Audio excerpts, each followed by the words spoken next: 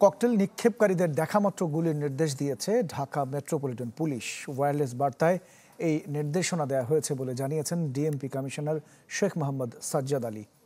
এর আগে চট্টগ্রাম মহানগর পুলিশের কমিশনারও একই ধরনের নির্দেশনা দিয়েছিলেন। এছাড়া সোমবার শেখ হাসিনার রায় ঘিরে কার্যক্রম নিষিদ্ধ থাকা আওয়ামী লীগের যে কোনো ধরনের সন্ত্রাসী কর্মকাণ্ড প্রতিহত করতে সতর্ক অবস্থানে রয়েছে আইনশৃঙ্খলা বাহিনী। আন্তর্জাতিক অপরাধ ট্রাইব্যুনালের রায় ঘোষণাকে কেন্দ্র করে গেল কয়েকদিন রাজধানী ঢাকা এবং আশপাশের বিভিন্ন স্থানে বাসে আগুন দিয়েছে দুর্বৃত্তরা। এছাড়াও ঢাকা মহানগরীর বিভিন্ন স্থানে ককটেল বিস্ফোরণও ঘটে।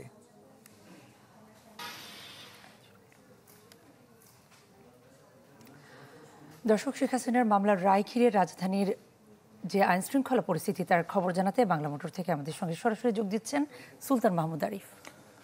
আরিফ, কি অবস্থা দেখছেন? ঢাকার ভেতরে তো খুব বেশি না হলেও ঢাকার বাইরে বিচ্ছিন্ন কিছু ঘটনা আমরা বলছিলাম, এবং আমরা তল্লাশিও দেখছি বিভিন্ন জায়গায়। আমিও আসার পথে দেখেছিলাম পুলিশ চেকপোস্ট বিভিন্ন জায়গায় বসানো হয়েছে। সার্বিকভাবে যদি চিত্রটা জান।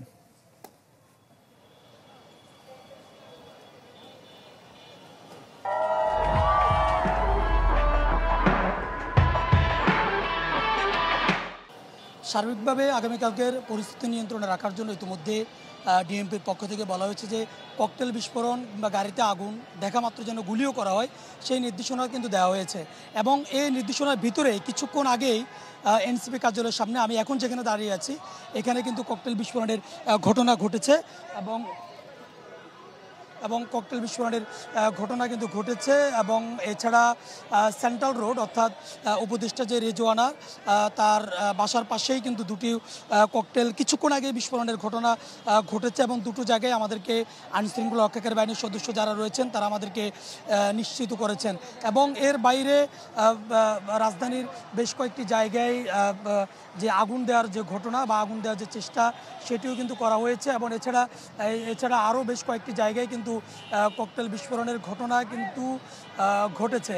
এবং আগামীকালকে রায়কে কেন্দ্র করে হাইকোর্ট এলাকাতে নেওয়া হয়েছে অতিরিক্ত যে নিরাপত্তার ব্যবস্থা, সেটি কিন্তু নেওয়া হয়েছে। এবং এছাড়া রাজধানীর অন্যান্য যে জায়গাগুলো রয়েছে, অর্থাৎ গুরুত্বপূর্ণ যে জায়গাগুলো, সড়কগুলো রয়েছে, সে সমস্ত জায়গাগুলোতে অতিরিক্ত নিরাপত্তার ব্যবস্থা করা হয়েছে। বিশেষ করে রাজধানীতে যে ৮০টির উপরে যে চেকপোস্ট রয়েছে, সেই চেকপোস্টগুলোতে আজকে আরও বেশি নিরাপত্তার যে ব্যবস্থা, সেটি কিন্তু করা হয়েছে।